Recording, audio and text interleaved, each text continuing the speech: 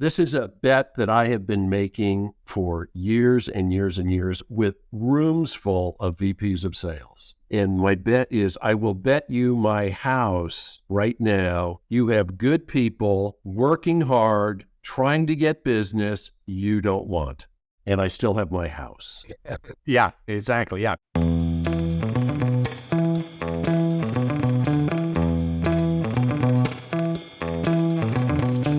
Welcome, everybody, to this week's RevOps podcast. I'm Alastair Woolcock, Chief Strategy Revenue Officer here at Revenue.io. And today, pleased to be joined by Barry Traylor. Barry is with Sales Mastery and a longtime professional in the space, part of the Accenture luminary worldwide, as well as formerly a few of his companies. He has exited successfully in the sales, coaching, and training space, including with Miller Heiman, which was acquired by Korn Ferry, and has a wonderful perspective on AI's impact in sales. Barry, it's fantastic to have somebody here with us today with your pedigree. Welcome. Well, thanks, Alastair. It's good to be here.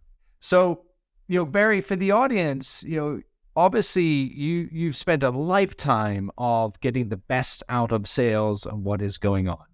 And I was struck recently by a 2023 Coaching Impact report that you actually just published.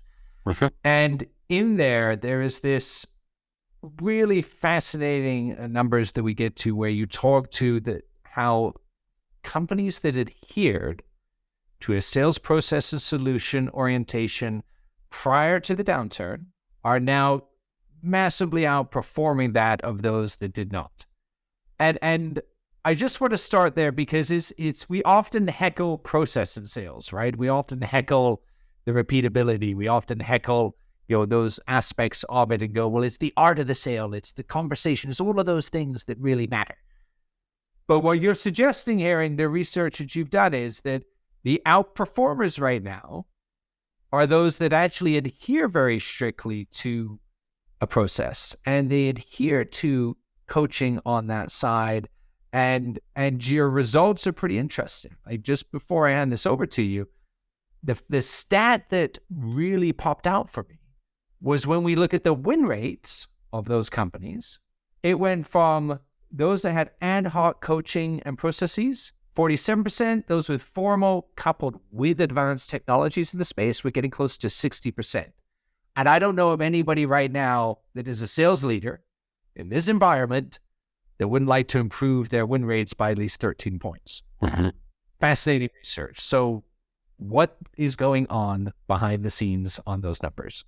Well, I think it's fair to say there's a lot going on behind the scenes, but I think it's also fair to say that when you net it out, you've probably hit on the three high points: process, augmented by or supported with technology, and coaching.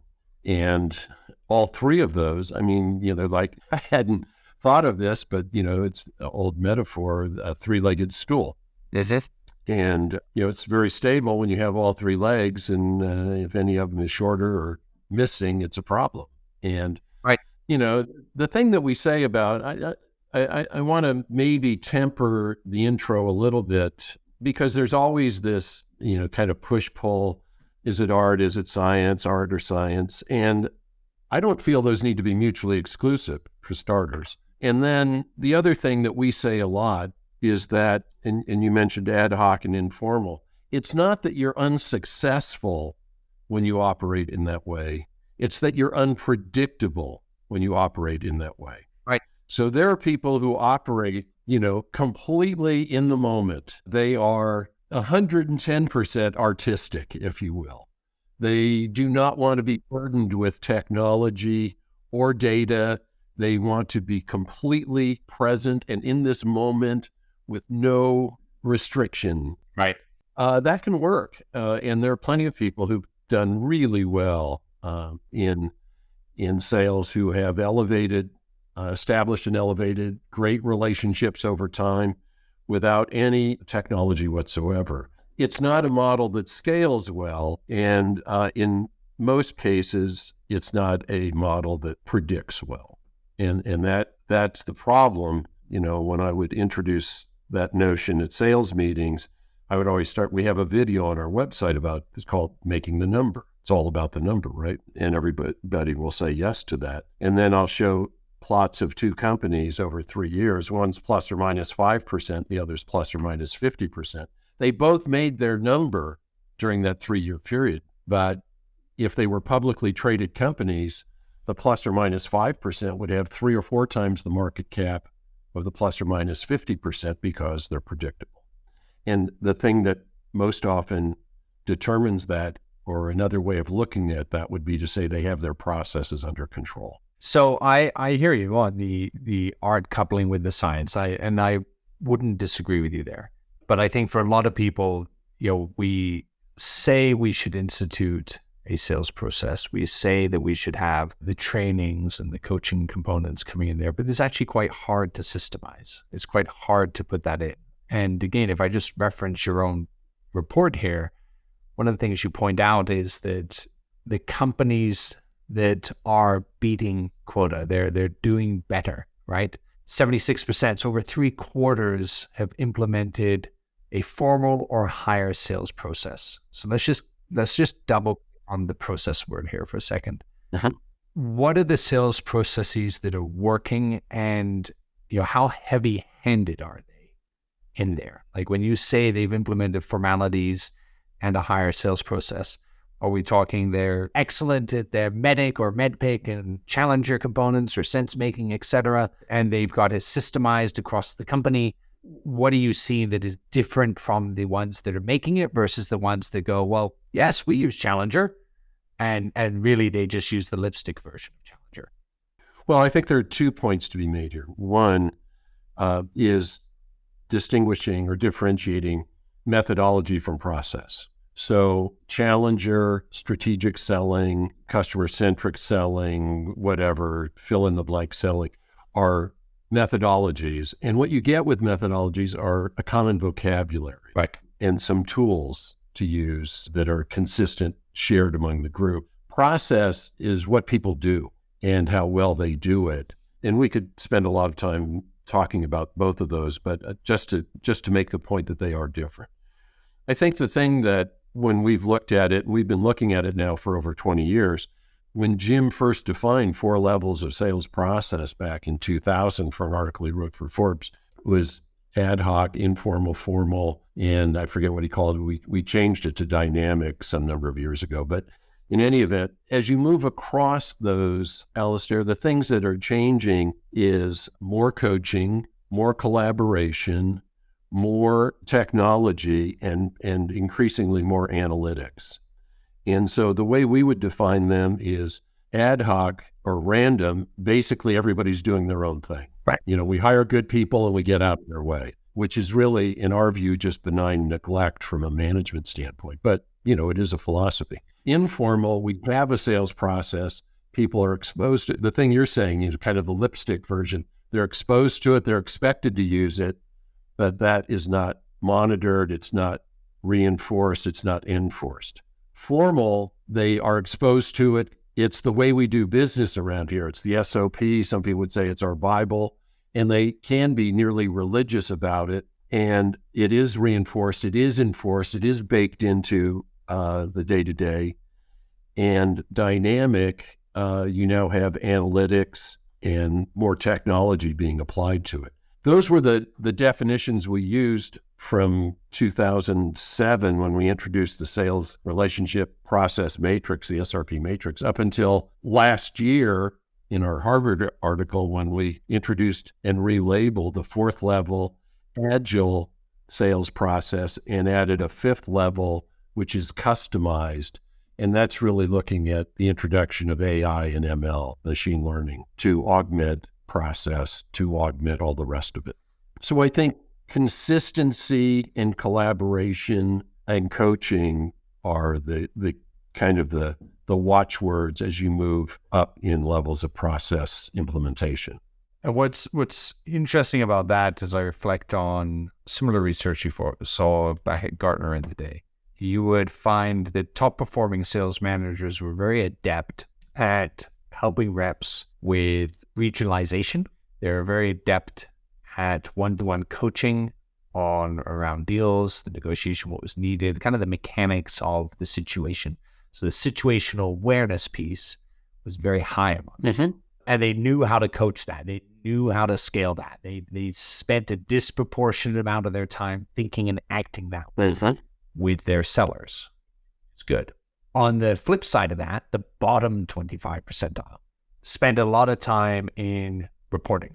They spend all the time looking at the forecasts and when here's the report that goes to my boss, that goes to his boss or her boss. And I think this is a very big challenge. It's very hard. When we talk methodologies, we talk process in an environment like we're in right now. You have a lot of people that naturally turn inwardly very quickly because they're responding to the reduction in pipeline. They're responding to the difficulties in the market that are present right now, right? Deal cycles are extending. They're going to add the same headcount they thought they were. They still going to deliver big numbers. It's going to be a hard few years for folks. And in that, it is really this idea that, look, this is where a good, well-defined process actually stops you from falling back into the trap of inward analysis, in my opinion.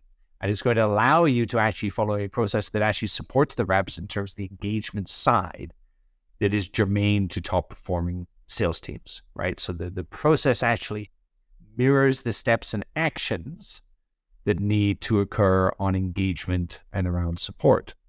And I think when you think of it in that way, it doesn't matter so much then the methodology I'm using of MEDDIC, MEDPIC, Challenger. That's how I communicate. That's how I'm going to articulate value to the market and engage with clients.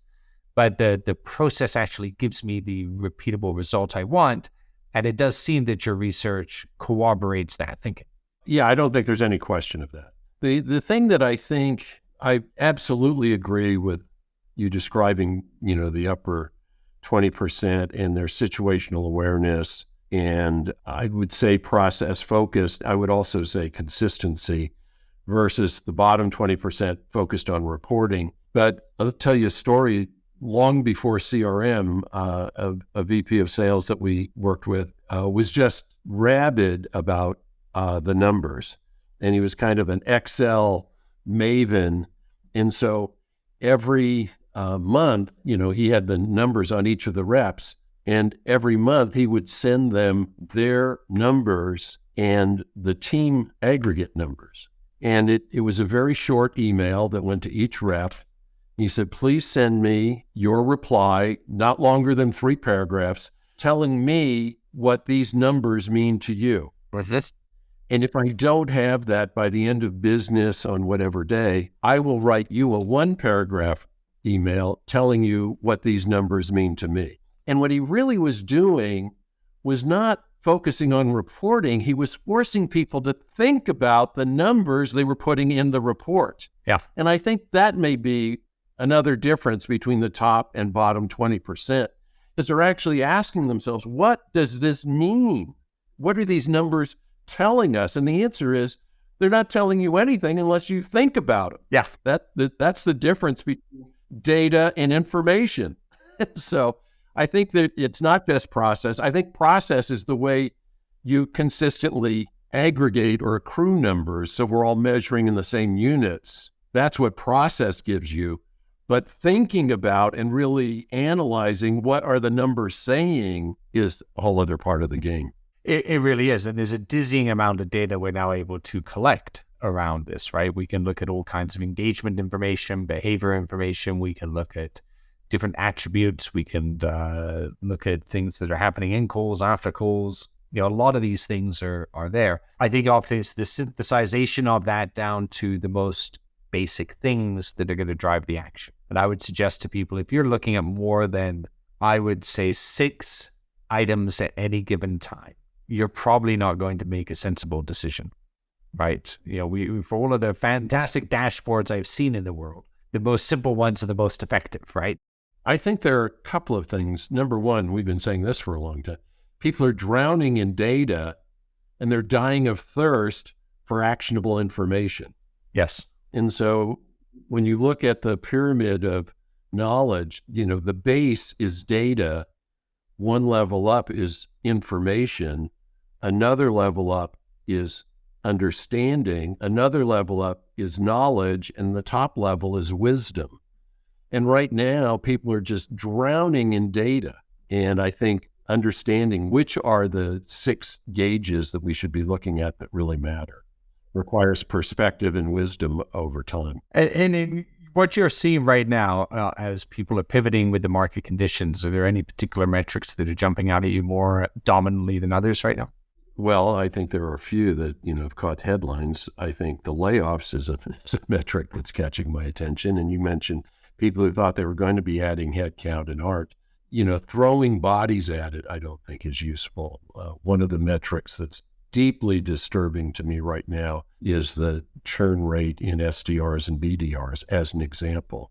I think that's just mind-blowing. I think it's just terrible. I think win rates are always something people look at, but, if we want to borrow a page from Jolt, we can really look at no decision rates. No decisions have been kind of the winner over the last few years. It used to be when we looked at the outcome of forecast deals, won, lost, and no decision, it was generally 50, 30, 20. They won half the deals, lost 30% of the competition, and 20% went to no decision.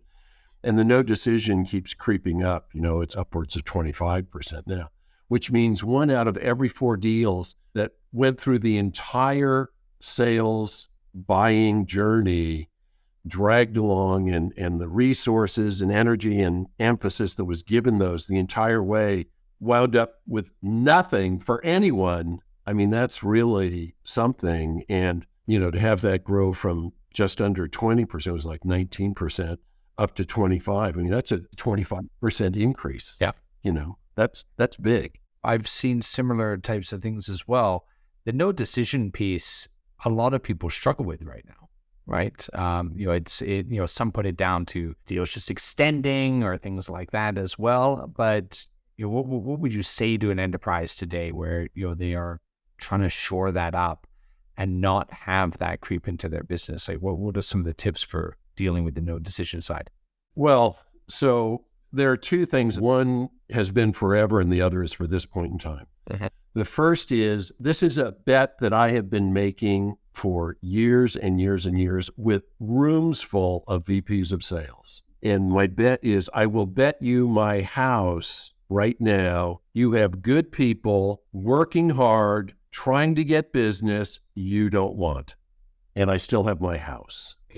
Yeah, exactly. Yeah. And they nod their heads and it's like, what are we doing here, man? Are you kidding me?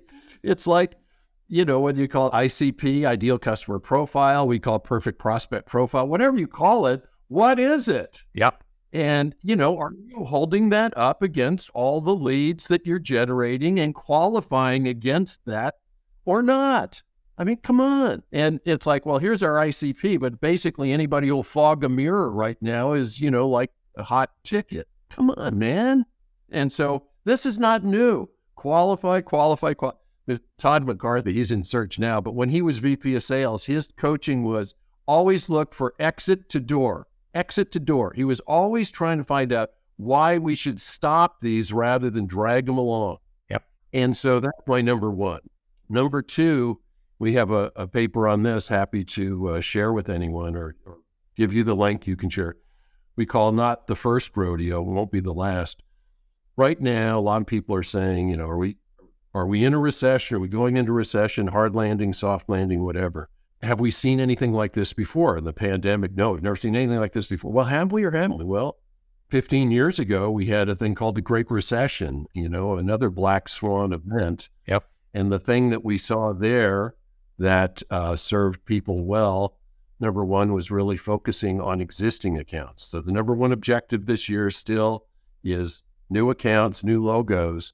But the number 1 thing people really made sure they took care of back in the last black swan was existing business, and then can they expand their footprint within those accounts. So I would say that's another thing to focus on.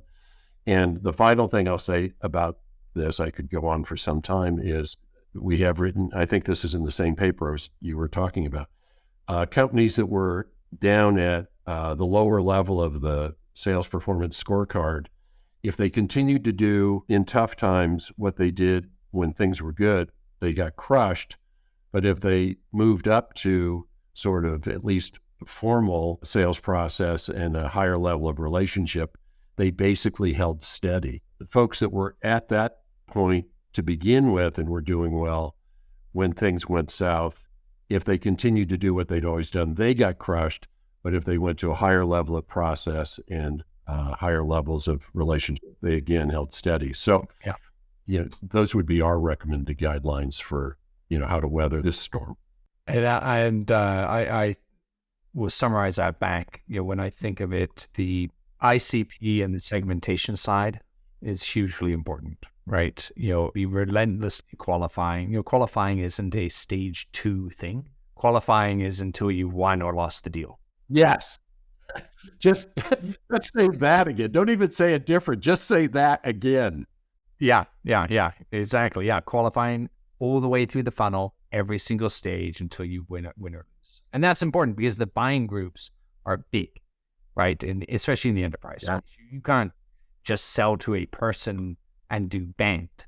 I know I'm going to sound provocative to some folks here, but if banked is your methodology, stop it now, because it's one of the worst methodologies you could possibly use to actually qualify something to make it real. All right, you talk to somebody and they might have budget, approval, and need and timing, but it doesn't help when you have buying groups between the 9 and 13 people in an enterprise today.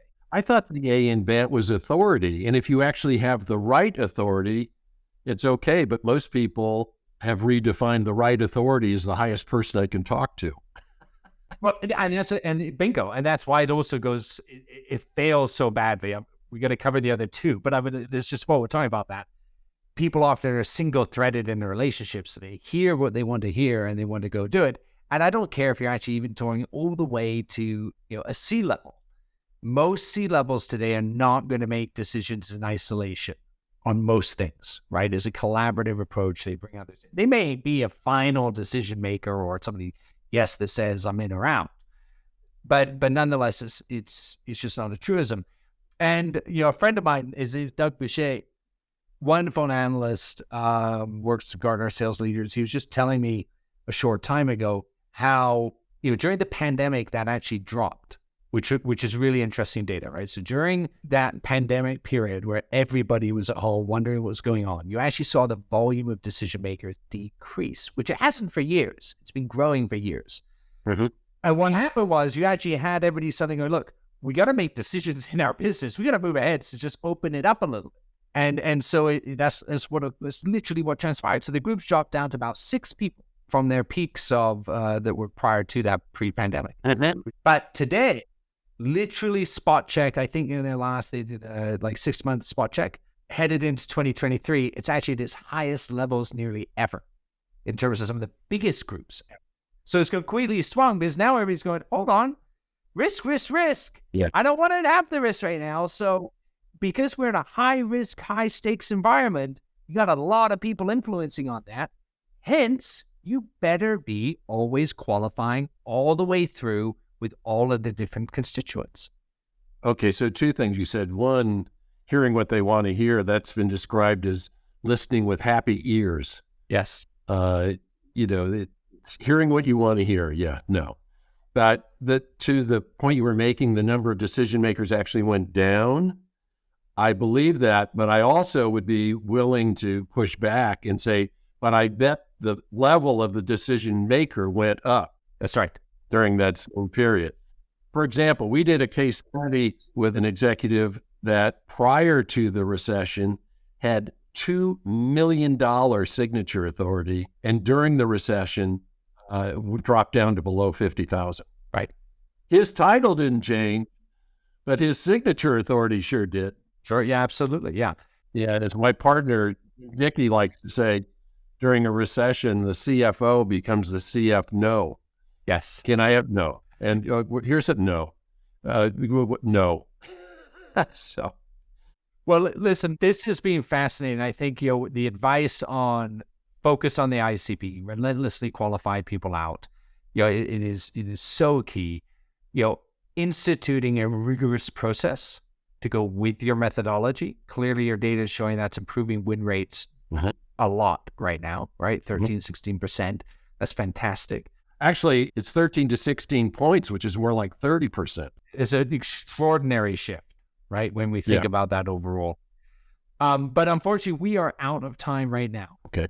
So what we'd love to do is have you back, and we'll have you on another episode on this as well. As I also want to dig on some of the forecasting pieces here with you as well, right? It's all great. We've talked about how we go get, but once we're actually working things, what's going on there as well. But Barry Traylor, Sales Mastery, wonderful to have you with us. We look forward to having you back on a future episode. Look forward to it myself. Thanks, Alastair. Thanks, Barry. And for those listening in, please remember to like and subscribe to the podcast. And don't forget to phone in with your questions. We are live now and have done a couple episodes of live audience questions as well. You can reach us at 323-540-4777. That's 323-540-4777. And we'll see you next episode.